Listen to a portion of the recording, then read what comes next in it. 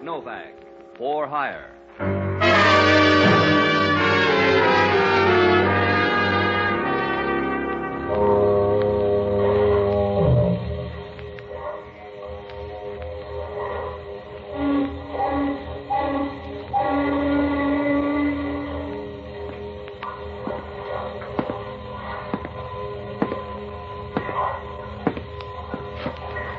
Sure. I'm Pat Novak. For hire.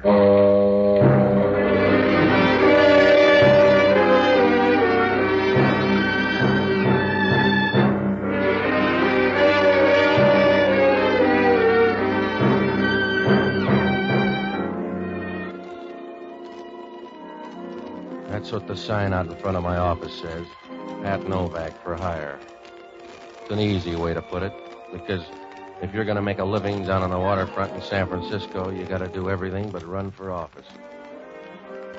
I rent boats and kick around a few scruples if the price is right. It's a living, and if anything goes wrong, you can always get your mother a visitor's pass. If you do get in trouble, you go first class all the way. I found that out when I first met Doreen Wilde. It was almost dark, and I was sitting in the office with the door open when she first showed up. Showed up's the right word. The wind was blowing outside and pushed her dress tightly against her legs as she walked in. She was young. From what I could see, she made Cleopatra look like Apple Mary.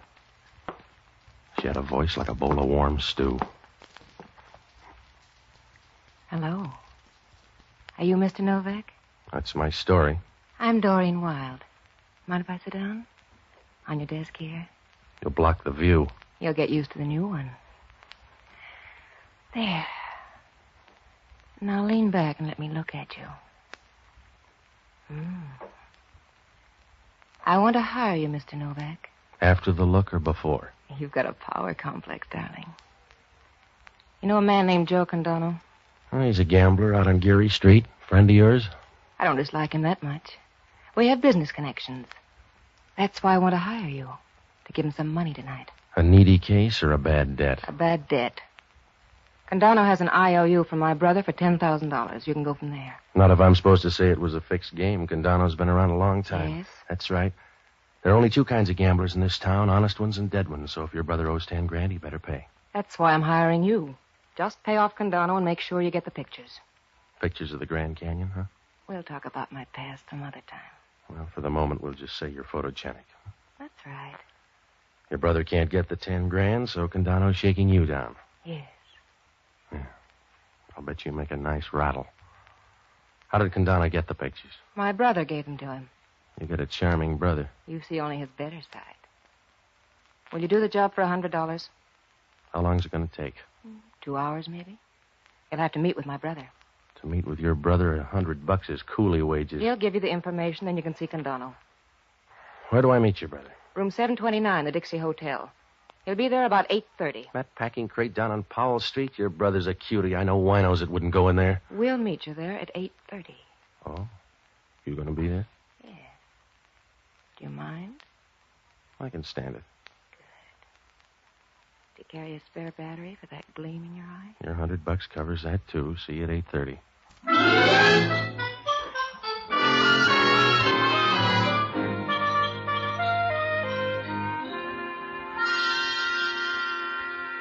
She smiled at me, and I felt like a guy that just found an oil well in the basement. Well, there were a lot of things about the deal I didn't like, but she kind of made you forget. I kept remembering her as she walked out of there with a slow, easy gait. She had knee action that'd make a Nash jealous.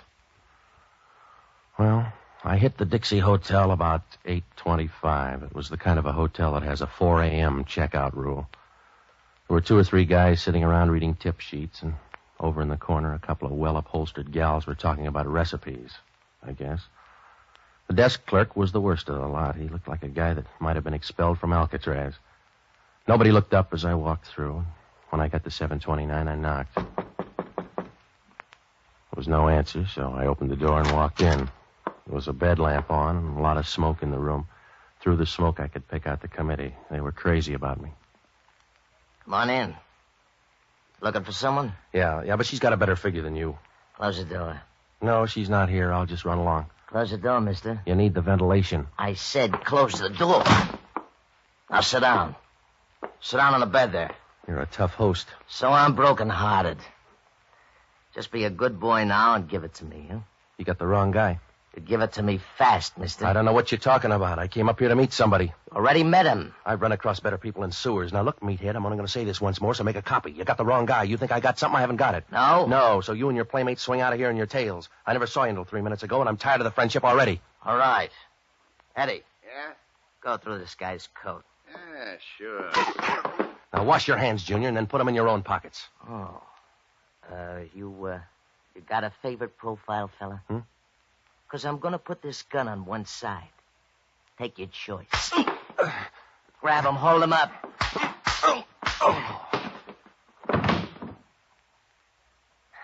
All right, Eddie. Now you don't have to wash your hands.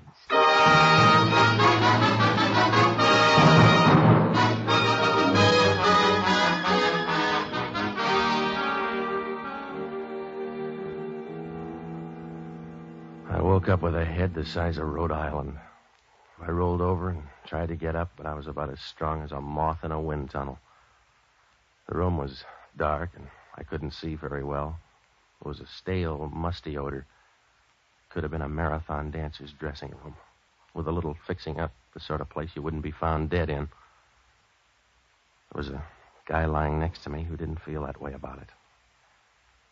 One look at the guy, and I could see he was dead from the crew cut down. Somebody wrapped a towel around his throat and forgot to say when. I should have got out of there right then, but I used my brain like a bottle of medicine, a small dose every 3 hours. I stood there, looking down at him, and felt like a guy that's just rolled a 7 the second time out. A small chunk of light squeezed through the door, and I could see particles of dust settling on his face. He was lying there, straight and white-faced, with a little bit of scowl, as if he didn't like the idea. I went through his wallet and found a few bucks and some identification. Enough to prove he was Frank Wilde, Doreen's brother. Oh, it looked nice and clear. They'd done everything but pin the IOU on his shirt. Well, I couldn't wait around because when Homicide got there, I was going to be as popular as a can of salmon on Friday. Homicide meant Inspector Hellman, a guy that couldn't even make the Vice Squad. We were as close as a piccolo and a bass trombone. I got to thinking about him and decided to get out of there. It was a good idea 5 minutes ago.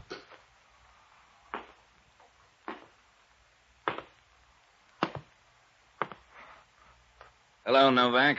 Oh, Hellman. Small wake, huh? Just a few close friends. You always drop by room 729 this time of night? I got a bad memory for faces. Who's your friend? His name's Frank Wilde. That's one answer. I was supposed to meet him here at 8:30. That's another. You got a third? Who killed him? I don't know, Hellman. Maybe 3 or 4 people. Maybe a pack of lugs from Joe Condano's. Yeah? I think you're modest, Novak. I think maybe you killed him. Oh, yeah, sure. I wrapped the towel around his neck, beat myself to death with a pistol, and jumped into the same grave. Maybe. Oh, stop it, Hellman. That isn't smart. That still leaves you in the running. I came up here to make $100. That's all I know about it. Check down at the desk. They'll tell you. I checked on the way up. The desk clerk says room 729 is in your name. Get your dough back, Hellman. You've been hijacked. Yeah? Look up a gal named Doreen Wilde. Who's she? The stiff sister. He got in a jam with Joe Condano and bailed himself out with some pictures. Oh. What kind of pictures? You just look her up and find out where she was at 9 o'clock tonight. I got a bird in the hand. And call on Joe Condano. His Gunsel's held a convention here tonight. That's too much legwork. You're handy, Novak. I can't afford a bum rap, Hellman. Get yourself another boy. You get me one. It's your hotel room. There's a dead guy in it, and you got a bad record.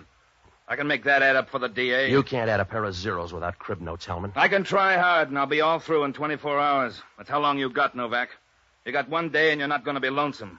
Because I'm going to put a tail on you the whole time. Well, that'll be fun. I'm going to know where you are every minute. Stop posing, will you? You couldn't follow an elephant across a basketball court. Just stay handy, Novak. I'll be ready. I'm going to fingerprint this room and run that towel through a test. And then I'll be ready. Yeah, you better watch out for that towel. Huh? Remember, when it comes to towels, Hellman, you have to start from scratch.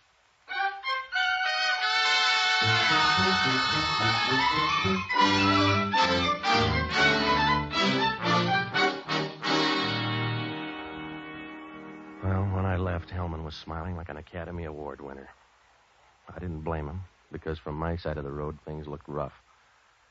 From here in, he could play a pat hand and come out all right. There were only two other people, Joe Condano and that girl.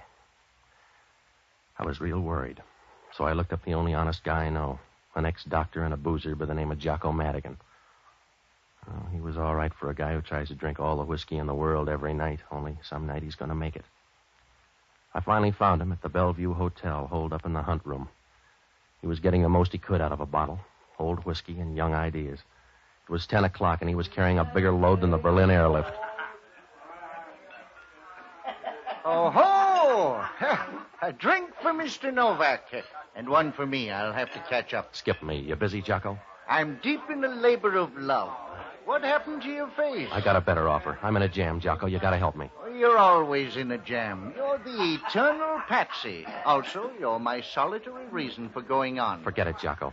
Well, you're the last project Providence has allowed me. An hors d'oeuvre that fate has thrown me to nibble on. I'm your conscience, you know. Yeah, all right. You have no conscience of your own. Oh, you have fleeting moments of fright which you confuse as moral sense, but no conscience. All right, let's get off the platform, shall we? I need help, quick. What kind of jam? A big one? Yeah. I woke up about an hour ago holding hands with a dead man. Where? Room 729 at the Dixie Hotel. I hope you changed rooms.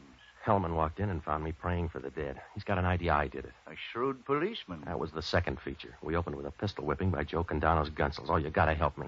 Would a drink help? Hellman's got a guy tailing me. I got to go slow, Jocko. I want you to hit Condano's place and pick up every scrap of dope, will you? I'd look out of place in a gambling joint. There's a bar. Tour the joint and find out when the boys got back, huh?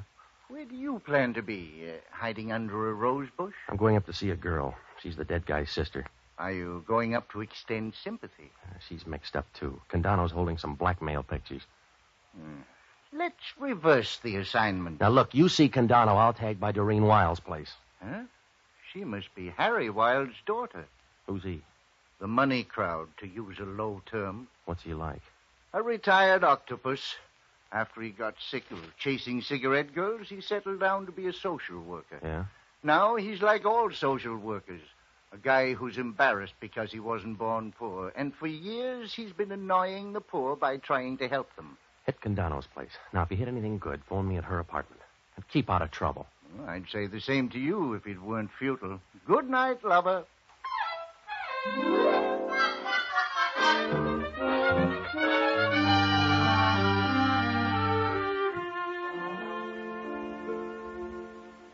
When I walked out, Geary Street was cold and deserted.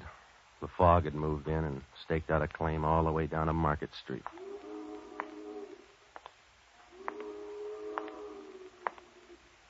There were two Marines across the street arguing, so I didn't hear it at first. When I got out of range, I began to hear the footsteps behind me.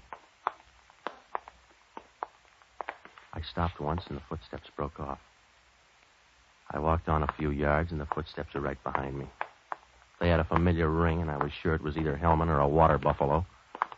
When I stopped and waited, Hellman walked up. You're out late, Novak. What happened to that tail? Did he ask for more dough? I put our best man on it. Where you going?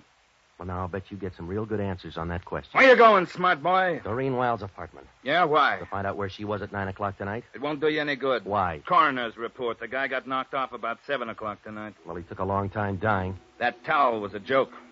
If he wasn't strangled, he would have been red-faced. He wasn't. Oh, well, now, let me guess, Hellman. He died of lingering malaria. Yeah, he was poisoned. That means he was dead when you brought him in. Oh, that changes things, doesn't it? A little. Don't let me keep you, Novak. I'm busy anyway. Yeah? Yeah. Checking your alibi for 7 o'clock.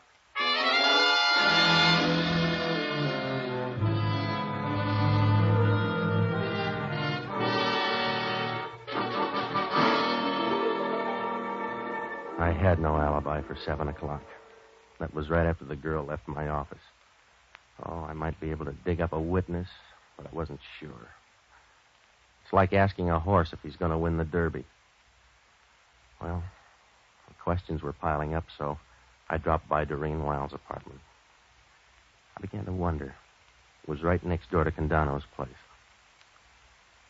When she opened the door, I found out what the right kind of breakfast food will do. She was wearing a slack suit without much slack, and she was swaying slightly in a warm, slow way. Well, if there was any rhythm there, it's the kind you hear 1,000 miles down the Amazon. And when she said hello, you knew it was all chemistry. Hello, Mr. Novak.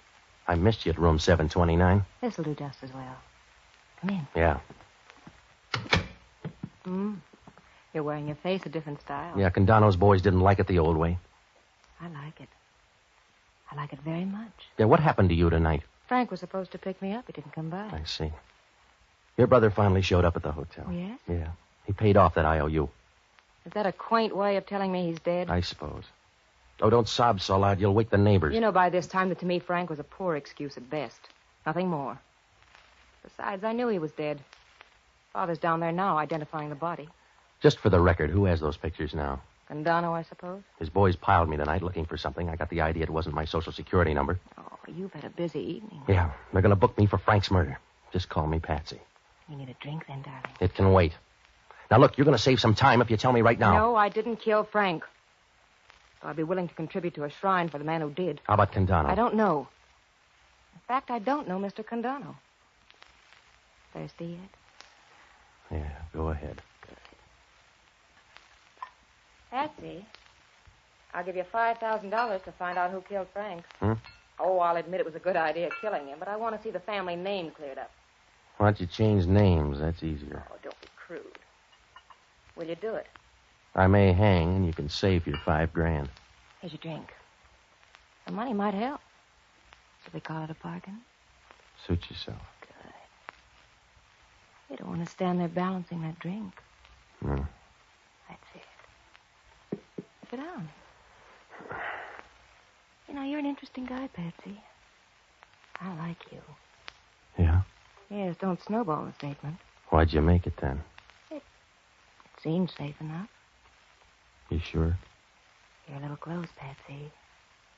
Are you sure? At this point, I don't care. Come here, baby. Patsy, What's on your mind? where I can buy a desert island cheap. Looks like you got an offer. Father, he'd forgotten his key. Excuse me. Come on over, Father. I want you to meet Mr. Novak. Mr. Novak? Yeah, they think I killed your son. Hi. He's the one I told you about. Oh, yes. Yes, now I remember. It's probably for me. Hello? Oh, yes. I think so. I'll be right there. I've got to run, darlings. Only be gone a while. Father, keep Mr. Novak sober, I'll pick up from there. Good night, Father. See you soon, Patsy. A remarkable girl. She's active, too. Does she always sail out for a night camp? A remarkable girl. More so than Frank? Yes, I'm afraid so. You seem to like him better dead. Well, at least he's more harmless that way. But perhaps that sounds unbecoming of a father. Well, if he looks better that way, suit yourself. Well, I've never made any attempt to camouflage my feelings. I'm fond of my daughter. And my son, I've loathed. In a casual way. He's a mishap of nature which for years I've been content to blame on his mother. This matter of the gambling debt's a case in point. You know about that? Oh, yes. Plus Doreen's liberal contribution to the problem. By the way, Mr. Novak, who did kill him? I thought maybe you did. No. I'm not a doer. I just cheer from the grandstand. Excuse me. Hello? It's for you, Mr. Novak. Yeah. Hello. Hello, Patsy. I'm down at Condano. I know that. What'd you find out? Never played 2 and 8 on a roulette wheel. All right, drop the clowning. Well, I found out about your friend. Yeah? They came in about 10 o'clock, so that puts them right in line. No, not anymore. The guy got knocked off at 7 o'clock. Oh, impatient, wasn't he? In that case, you better start looking for a tie-up between the girl and Condano. Not a chance. No? She doesn't even know Condano. She makes friends very quickly then because she just walked into his office.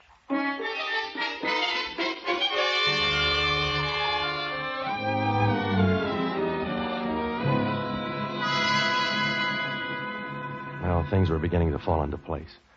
If the girl and Condano were that chummy, they were using those pictures.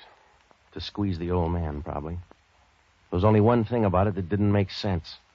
Why did Condano's boys beat my brains out if he had the pictures all along?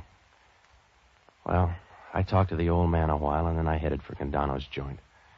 They were closed when I got there, so I went home to bed. Oh, I'd have given a good price if tomorrow never rolled around. But the sun was eating through the haze the next morning when I walked into Condano's place. A sad old biddy with a mop told me Condano was in his office, so I knocked on the door. Yeah? Hello, Condano. I'm the guy your boys pistol whipped. Novak?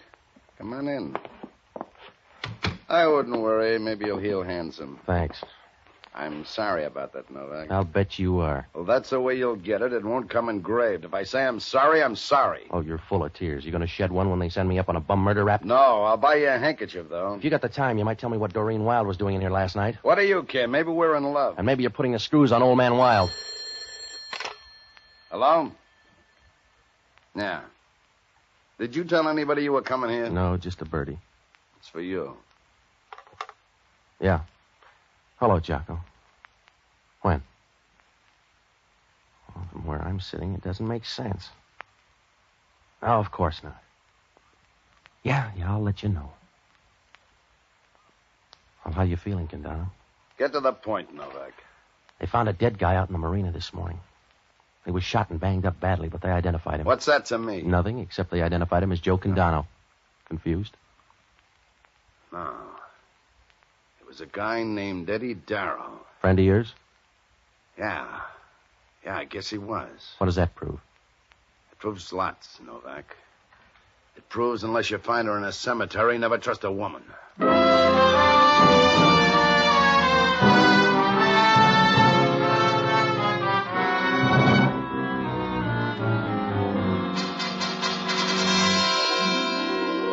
Well, with a good assist from Deep Short, we could make it now. I knew that. Condano was mad about something, and the lid was going to blow. I called Hellman. His lid was gone 10 minutes ago. He had the murder gun, and it belonged to old man Wilde. A messenger walked in and put it on the sergeant's desk a few hours ago with no explanation.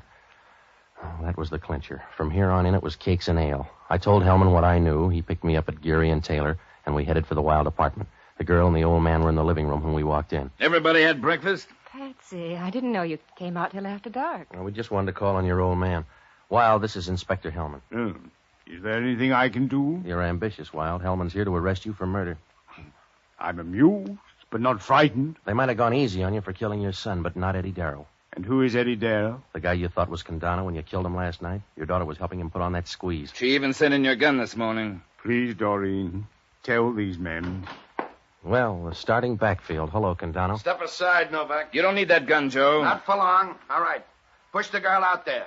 Push the girl out there. For a gambler, these are bad odds, Joe. Just keep talking loud, and when you stop, all of a sudden, you'll know I'm through with You it. made the first switch, Joe. I didn't trust you, so I sent Eddie Darrow up. He was a good guy, and I liked him. I didn't kill him, Joe. You made it easy, though. Say 'em fast, baby. Here it comes. Look out, Doreen! Watch the old man. Give me that gun. Yeah. We keep shooting the wrong people around here. I'm sorry, Hellman. I bungled, huh? Yeah, you bungled, Joe. How's the old guy, Novak? You should live so long, Hellman. He's dead. You're gonna need me soon, huh, Hellman? Yeah, right now. Come on, Joe. Tag by headquarters, Novak. Sure. Well, it was fun while it lasted. Yeah. I'm sorry he jumped in front of me. He didn't have to do it. No, but you expected it. I suppose. I'm made to expect things, Patsy. Uh-huh. And you're not going to mind this. I expected that, too. You can slap me, but don't leave me, Patsy. I don't want to be alone. You got a cigarette? They're on the table. I see. A match, Patsy?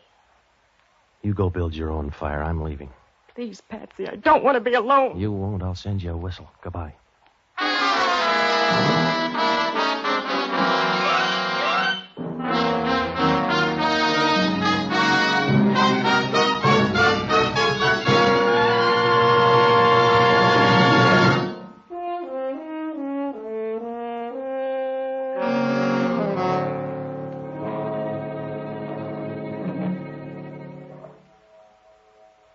Oh, it was a sweet double cross right from the start. Frank pitched the first curve. He stole the pictures from Condano's office the day of the payoff. He was going to wait for the dough from his sister and skip. In the meantime, the old man found out about it, killed the son, and left him in the hotel after Condano's boys had cleared out. Oh, it would have worked out all right, but Doreen found the pictures in the old man's room and guessed what happened. She gave him back to Condano and then made a deal with him to put a squeeze on the old man. And then she double-crossed Condano by tipping off the old man that Condano was on his way up. I guess he figured the girl for a fast play and sent a pal instead. The old man didn't know the difference. He really thought he killed Condano. And then the girl wrapped it up by sending his gun to headquarters. Well, if things had gone right, she'd have been right in the middle of that gravy boat. Her brother and Condano would be dead. Her father would be up on a murder rap. Once it started to unravel, it moved real fast. The first tip-off I got was when she offered the dough for her brother's killer.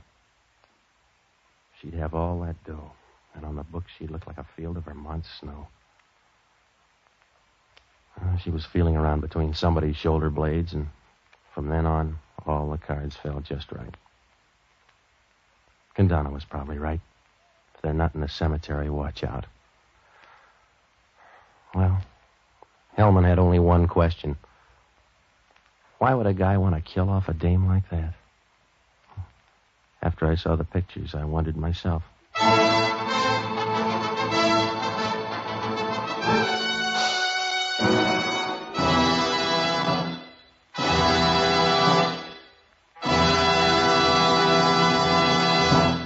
The Armed Forces Radio Service has just brought you Pat Novak for Hire, starring Jack Webb. Pat Novak is produced by William P. Russo. Jocko Madigan is played by Tudor Owen. Inspector Hellman is played by Raymond Burr. Music was composed and conducted by Basil Adlam. Be with us again next week when over most of these same stations we'll bring you Pat Novak for Hire.